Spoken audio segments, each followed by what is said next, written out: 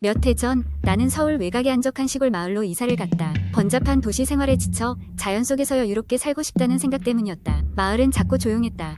주민들은 모두 다정했고 이웃끼리 서로를 잘 알고 지내는 듯했다. 집은 오래된 한옥이었지만 매력이 있었다. 다만 한 가지 이상한 점이 있었다. 집 뒤쪽에 오래된 우물이 있었는데 마을 사람들은 그 우물에 대해 말하기를 꺼려했다. 그저 가까이 가지 말라는 말만 들을 수 있었다. 호기심에 들뜬 나는 물론 그 경고를 무시하고 우물에 다가갔다. 우물은 아주 깊어 보였고 안을 들여다보니 시커먼 물이 바닥에 고여 있는 게 보였다. 흥미롭게도 물속에서 낮은 소리가 들려오는 것 같았다. 처음에는 바람이 소리를 내는 줄 알았지만 가만히 귀 기울여 보니 그것은 웅얼거리는 사람의 목소리 같았다. 놀란 나는 급히 자리를 떴지만 마음 한구석에 묘한 불안감이 자리 잡았다. 몇 주가 지나도 그 소리가 머릿속을 떠나지 않았다. 결국 나는 다시 우물로 향했다. 소리는 여전했고 나는 더 잘 들어보려 우물가장자리에 몸을 기울였다. 순간 발이 미끄러져 나는 우물 안으로 떨어지고 말았다. 공포에 질려 몸부림치던 중 아래에서 무언가가 나를 붙잡았다. 그것은 차갑고 축축한 손이었다. 목소리가 가까워지더니 분명하게 들렸다. 도와줘. 반복되는 외침이었다. 어떻게든 정신을 차리고 힘을 다해 벽을 기어올랐다. 간신히 우물 밖으로 나올 수 있었고 그 길로 마을 이장을 찾아갔다. 이장님은 내 말을 듣고는 안색이 변하며 우물에 얽힌 마을의 오래된 전설을 이야기해 주셨다. 아주 오래전 이 마을에는 한 젊은 여인이 살고 있었다. 그녀는 아름답고 총명한 사람이었지만 불행하게도 이웃 마을의 한 남자에게 눈에 띄어 불행한 연애를 시작했다. 남자는 그녀를 소유하려 했고 그녀의 삶을 조종하려 들었다. 결국 그녀는 도망치려다 붙잡혀 우물에 던져졌다고 한다. 마을 사람들은 그날 이후 우물에서 기이한 소리가 들리기 시작했다고 했다. 내 이야기를 들은 이장은 우물 주변을 봉인할 것을 약속했다. 나는 그날 이후 그 집에 더 이상 머물지 못하고 도망치듯 떠났다. 그곳에서의 경험은 잊혀지지 않았다. 몇 년 후 나는 그 마을을 다시 방문했다. 모든 것이 제자리에 있는 듯 보였지만 우물은 튼튼한 덮개로 봉인되어 있었다. 하지만 그곳을 지나며 나는 소름이 돋았다. 바람이 부는 소리에 섞여 여전히 어딘가에서 낮게 울리는 소리가 들리는 듯했기 때문이다. 전설인지 환상인지 아니면 실제로 존재하는 무언가인지 알 수 없지만 그 이후로 나는 결코 우물 가까이에 다가가는 일이 없었다. 마치 그 목소리가 나를 다시 부를 것을 두려워한 채로 말이다. 두 번째 이야기. 어느 날 나는 학교 동아리 활동을 마치고 늦은 밤 집으로 돌아가는 길이었다. 지하철 막차를 간신히 놓쳐버린 나는 어쩔 수 없이 한적하고 으슥한 동네 골목길을 지나야 했다. 이 길은 사람들이 유령이 나온다고 소문을 내서인지 밤에는 아무도 다니지 않는 길이었다. 평소에는 지하철을 이용했기에 이곳을 지나본 적은 없었지만 그날따라 이상하게도 그 길로 발걸음을 옮기고 말았다. 걷고 있던 중 문득 등 뒤에서 느껴지는 차가운 시선에 온몸이 오싹했다. 뒤를 돌아보고 싶었지만 반사적으로 발걸음을 재촉했다. 심장이 점점 빨리 뛰기 시작했고 한 걸음 한 걸음 떼는 것이 마치 끝없는 터널을 걷는 기분이었다. 그러던 중 갑자기 내 휴대폰에서 알람이 울리기 시작했다. 확인해보니 1시 13분에 도착합니다라는 낯선 메시지가 와 있었다. 번호를 잘못 입력한 것이라 생각하며 무시하고 길을 계속 걸었다. 그러자 뒤에서 기다려 라는 낮고 무서운 목소리가 들렸다. 마치 바로 내 뒤에서 속삭이는 것처럼 생생하게 들려왔다. 본능적으로 몸이 굳어졌고 그 자리에서 마치 뿌리 박힌 것처럼 움직일 수가 없었다. 용기를 내어 뒤를 돌아봤지만 그 자리에는 아무것도 없었다. 다만 찬바람이 스쳐 지나갔으며 사람의 형상 같은 그림자가 벽에 어른거리고 있었다. 분명 사람은 없었는데 그림자만 있었다니 이해할 수 없는 상황이었다. 불안한 마음에 다시 발걸음을 옮기기 시작했지만 계속해서 그 그림자가 내 주변을 맴도는 듯한 느낌이 들었다. 걸음을 재촉할수록 그림자는 더욱 뚜렷해졌고 그것은 그대로 나의 뒤를 따르고 있었다. 끊임없이 휴대폰에는 낯선 메시지들이 속속 도착하면서 곧 만날 거야. 후회하지 마 같은 소름 끼치는 문구들로 날 더욱 불안하게 만들었다. 드디어 집 앞에 도착했을 때 나는 거의 혼비백산한 상태였다. 현관문을 황급히 열고 방으로 뛰어들어가 문을 걸어 잠근 후 창문 밖을 바라봤다. 다행히 그곳엔 아무것도 없었다. 하지만 안심할 새도 없이 방 안에는 이상한 변화가 생기기 시작했다. 창문에 누군가의 손톱 자국이 나타났고 문 밖에는 누군가가 발톱으로 긁는 듯한 소리가 들렸다. 그리고 그 소리는 점점 더 가까워졌다. 무서운 마음에 몸을 떨며 침대 밑으로 몸을 숨겼다. 그러나 그때 갑자기 불이 꺼지고 방 안은 깜깜해졌다. 어둠 속에서 눈을 다시 떠보니 그 그림자가 내 방 안에 서 있었다. 마치 웃으며 나를 바라보는 듯했다. 익숙하던 방은 더 이상 안전한 곳이 아니었다. 나는 침대 밑에서 기어 나와 무작정 도망치기 시작했다. 하지만 방문을 열고 나가려는 순간 그 그림자는 나와 일체가 되듯 나를 감싸 안았다. 그리고 내 귀에 속삭이는 소리가 들렸다. 우린 이제 함께야. 그 후로 나는 그 길과 그 집에 다시는 갈 수 없었다.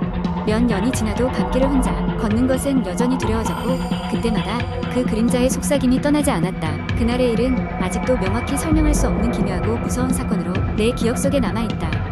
이는 단순히 상상했던 일이었는지 혹은 무언가 다른 존재와의 마주침이었는지는 여전히 수수께끼로 남아있다. 세 번째 이야기. 어느 작은 시골 마을에 지영이라는 여자가 살고 있었다. 지영은 평범한 회사원으로 서울에서의 바쁜 생활을 잠시 뒤로하고 부모님이 계신 고향 집에 머물기로 했다. 이 마을은 인구가 적고 서로의 소식을 금방 알 수 있는 곳이었다. 오랜만의 귀향이었지만 지영은 어릴 적 친구들과 다시 만나며 편안한 날들을 보내고 있었다. 그러던 어느 날 밤, 지영은 마을에 오랫동안 쓰이지 않은 오래된 폐가에 대한 이야기를 들었다. 그 집은 10년도 넘게 비어 있었고 마을 사람들은 그곳을 피했다. 듣자 하니 그 집에서 무슨 일이 일어났는지는 아무도 정확히 알지 못했지만 종종 새벽녘이 되면 그곳에서 이상한 소리가 들린다고 했다. 어떤 사람들은 비명소리라고도 했고 어떤 사람들은 피아노 소리였다고도 했다. 호기심이 많은 지영은 친구들과 함께 그 집을 찾아가기로 했다. 아무도 그 집 근처에 가보려 하지 않았지만 호기심이 발동한 지영과 친구들은 플래시라이트와 스마트폰을 손에 들고 폐가로 향했다. 문은 반쯤 열려 있었고 안에서는 썩은 나무 냄새가 났다. 집 안은 생각보다 더 음산했다. 먼지가 쌓인 가구들은 여전히 자리를 지키고 있었고 바닥에는 잡초가 자라 있었다. 지영은 방 안을 천천히 둘러보다가 한 벽 쪽에 놓인 오래된 피아노를 발견했다. 피아노 위에는 누군가의 작은 손바닥 자국이 선명하게 남아 있었고 몇 장의 누렇게 바른 사진들이 놓여 있었다. 사진 속 인물들은 행복해 보였지만 어딘가 모르게 이상했다. 그중 한 사진에서는 어린 여자아이가 피아노 곁에서 환하게 웃고 있었는데 한 사진 구석에는 손가락으로 누군가의 모습이 잘려나가 있었다. 마치 고의라도 한 듯이 지영은 서늘한 기운을 느꼈지만 친구들과 다시 한번 집을 돌아보기로 했다. 그들은 2층으로 올라가 오래된 침실을 발견했다. 방 안에는 낡은 침대와 덮개가 씌워진 옷장이 있었고 환기는 전혀 안 된 듯 퀴퀴한 냄새가 코를 찔렀다. 그때였다. 지영의 친구 중 한 명이 갑작스럽게 경련을 일으키며 바닥에 쓰러졌다.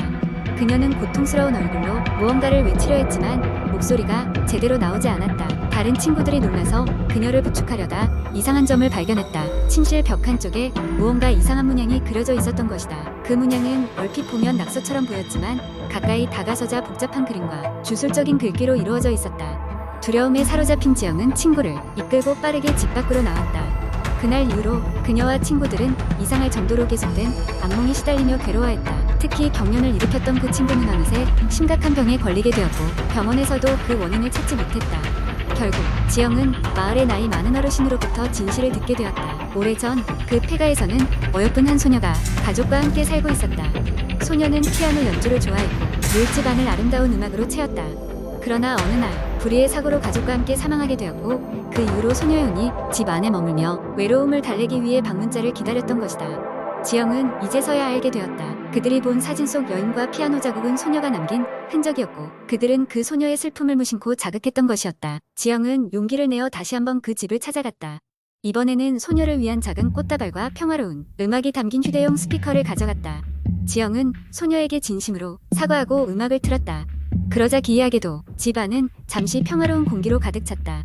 그것이 마지막이었다. 이상한 일은 더 이상 일어나지 않았고 친구의 병세도 천천히 나아지기 시작했다. 지영은 서울로 돌아오기 전 그 집의 피아노 앞에 다시 한번 찾아가 소녀에게 작별 인사를 건넸다. 그리고 다시는 의문을 남기지 않기로 마음먹은 채 고향을 떠났다.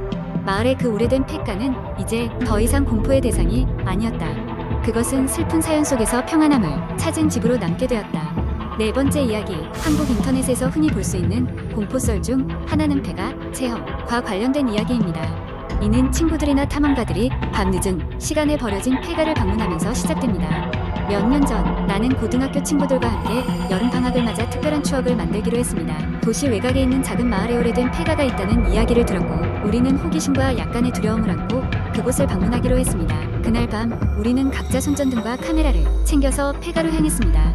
건물은 수십 년간 방치된 것처럼 보였고 주변은 잡초와 덩굴로 뒤덮여 있었습니다. 폐가 앞에 서서 우리는 잠시 망설이다가 결국 하나둘씩 문을 열고 들어갔습니다. 안으로 들어가자 곰팡이 냄새가 코를 찔렀습니다. 우리는 서로 걸음을 맞추며 거실로 보이는 방으로 들어갔습니다. 바닥은 썩은 나무판이 여기저기 빠져 있었고 벽에는 기이한 문양들이 그려져 있었습니다. 친구 중 한 명이 벽에 붙어 있는 오래된 사진을 발견했습니다. 먼지를 털어내자 흑백 사진 속에는 어떤 가족이 서 있었고 그들의 표정은 무섭도록 무표정했습니다. 우리는 조심스레 집안을 탐색하기로 했습니다. 2층으로 올라가는 계단은 삐걱거렸고 밤바람이 불어오면서 창문이 덜컹거리는 소리가 들렸습니다. 2층에는 여러 개의 방이 있었고 우리는 각 방을 차례로 들여다보기로 했습니다. 그중 하나의 방은 특히 더 싸늘한 공기가 맴돌았습니다. 그 방에는 오래된 나무 흔들의자가 있었는데 마치 누군가 방금까지 앉아 있었다는 듯 의자가 천천히 흔들리고 있었습니다. 우리는 서로를 쳐다보며 바람 때문일 거야 라고 억지로 말하며 그 느낌을 무시하려 했습니다. 방 안에는 낡은 일기장이 하나 놓여 있었고 호기심을 참지 못한 나는 그 책을 펼쳐보았습니다. 일기장은 이 집에 살던 아이가 쓴 것 같았습니다. 처음에는 평범한 일상 이야기들이 적혀 있었지만 몇 장을 넘기자 내용이 무서워지기 시작했습니다. 아이는 매일 밤 누군가 자기를 감시하고 있다고 썼으며 그 존재가 점점 가까워진다고 했습니다. 갑자기 문이 쾅 닫히는 소리가 들렸습니다. 우리는 놀라서 뒤돌아봤지만 복도에는 아무도 없었습니다. 심장이 요동쳤고 이제 슬슬 이곳을 떠나야겠다는 생각이 들었습니다. 하지만 돌아가는 길을 찾으려고 할수록 집은 마치 우리를 붙잡으려는 듯 점점 더 미로처럼 느껴졌습니다. 마침내 빠져나갈 수 있게 되었지만 마지막으로 돌아봤을 때 2층 창문에 서서 우리를 바라보는 희미한 형체가 보였습니다. 그 후로 우리는 다시는 그 폐가를 찾지 않았습니다. 몇 주 후 폐가는 철거되었다는 소식을 들었고 나는 그곳 방문을 하나에 악몽으로 간주하며 잊으려 애썼습니다. 그러나 가끔씩 문득문득 그 희미했던 형체가 떠올라 소름이 돋습니다. 그것이 누구였고 왜 우리를 그렇게 지켜봤던 것인지 그 답을 영원히 알 수 없을 것입니다.